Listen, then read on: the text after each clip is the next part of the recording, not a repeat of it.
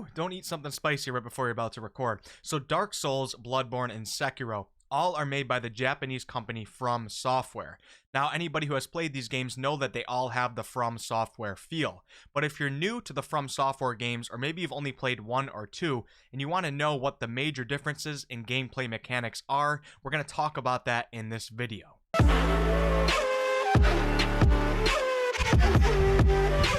Bloodborne was my introduction into the From Software games, and when I finally beat it, I felt more accomplished than almost everything else in my life, more so than graduating college or going through the military, etc.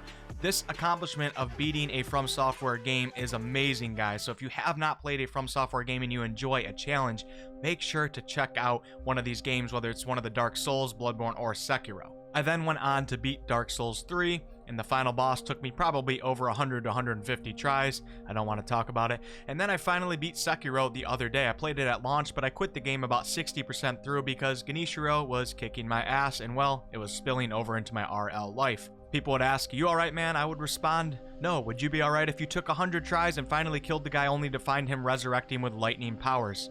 And my mom would politely answer back with, "You are a disgrace to my genes." So yeah, I took a little break like I did with almost all the From Software games, and then I came back 6 months later and beat the game. What now, Mom? Now I can finally do a video on the differences between Dark Souls, Bloodborne, and Sekiro. I have earned the right. I'm just going to talk about the main general differences of the three types of games. Of course, there's going to be many things that I leave out. Feel free to put some of them below in the comments. Also, let me know below which of these games you thought was the hardest. You can even bring in Demon Souls or Dark Souls 1 and 2 into the equation. The general consensus seems to be that Sekiro was the hardest, but personally I have to go with Bloodborne because it was my first introduction into the Souls-like games, and I didn't know a damn thing about this type of intense, challenging third-person combat.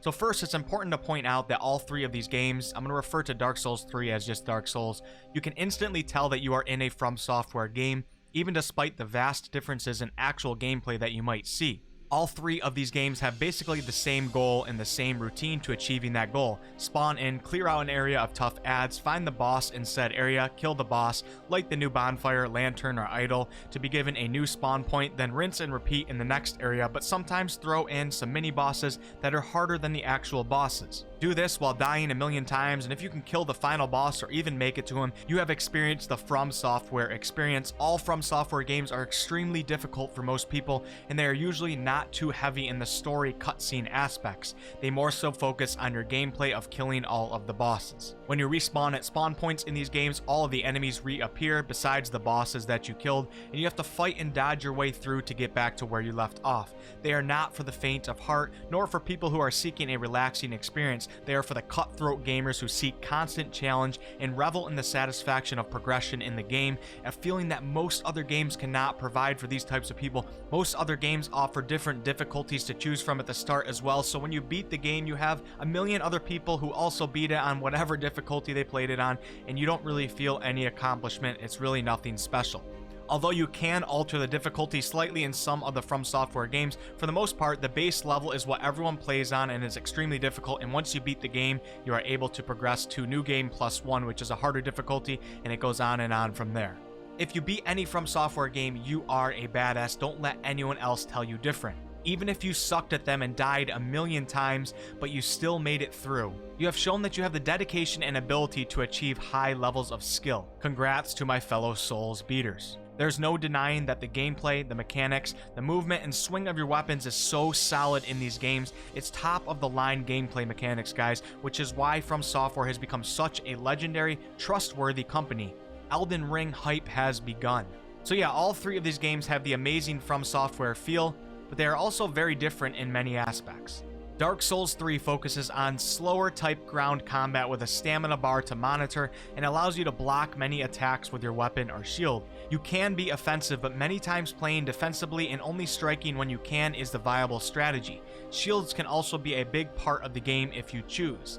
Now, Bloodborne brings in a new system where you can't block anymore, but instead you are rewarded with dodging, attacking quickly to keep your enemy staggered, and most importantly, learning how to disrupt attacks through using your offhand gun.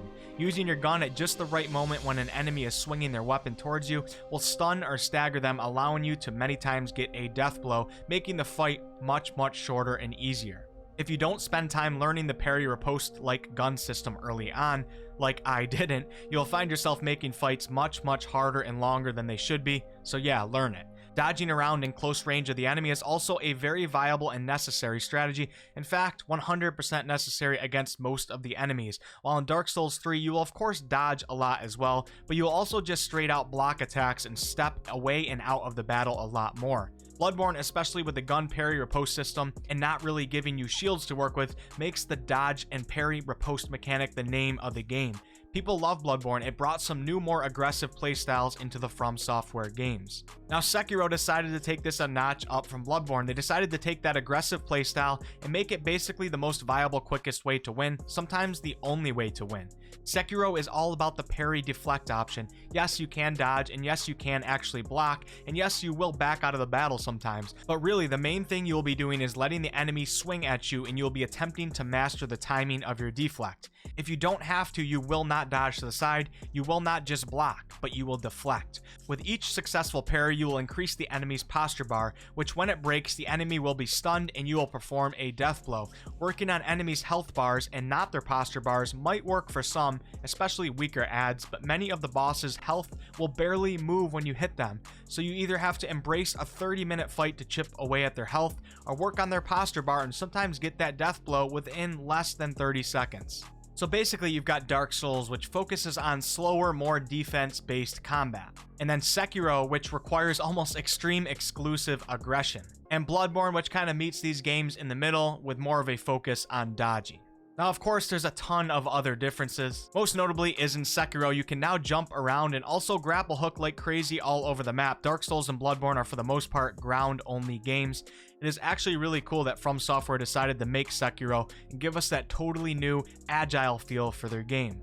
Dark Souls and Bloodborne also allow you the choice between many different weapons and allow you to level them up individually, while in Sekiro you use the same sword for the entire game, and making it stronger comes down to leveling your attack power. However, Sekiro did introduce this new prosthetic arm thing. Unfortunately, you get your arm cut off in the beginning, spoiler alert, but this actually kind of works towards your advantage, for you meet this engineer guy who not only gives you an arm back, but gives you a ton of different mechanical abilities to go with it, from shooting firecrackers that stun your enemy to giving birth to an extremely long thrusting spear. This is where one player's experience with Sekiro might vastly differ from another's. Also, Sekiro brings in many different, almost talent skill-like type tree menus that you can level up that will all produce different types of styles for swordplay. But really, for the most part, everyone will be engaging in the parry deflect mechanics. That is the main essential part of the game. So yeah, it's really cool that From Software is able to come out with new games, all with the same From Software feel and goal, yet give us all new approaches to combat that are all certainly still extremely intense and require vast amounts of skill.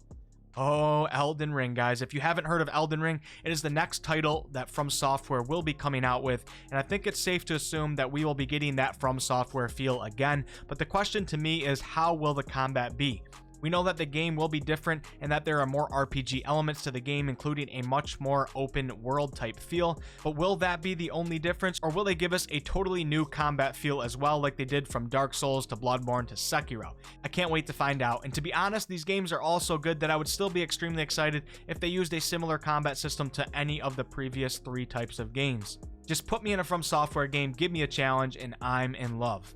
Thanks so much for watching, guys. If you guys enjoyed the video, please like, comment, and subscribe. I really appreciate it. I come out with all sorts of videos multiple times a week, from comedy videos to game tutorials to reviews to live streams, so there's probably something for you. I'm also covering all of the new information about Elden Ring as we get it. See you guys on the next one.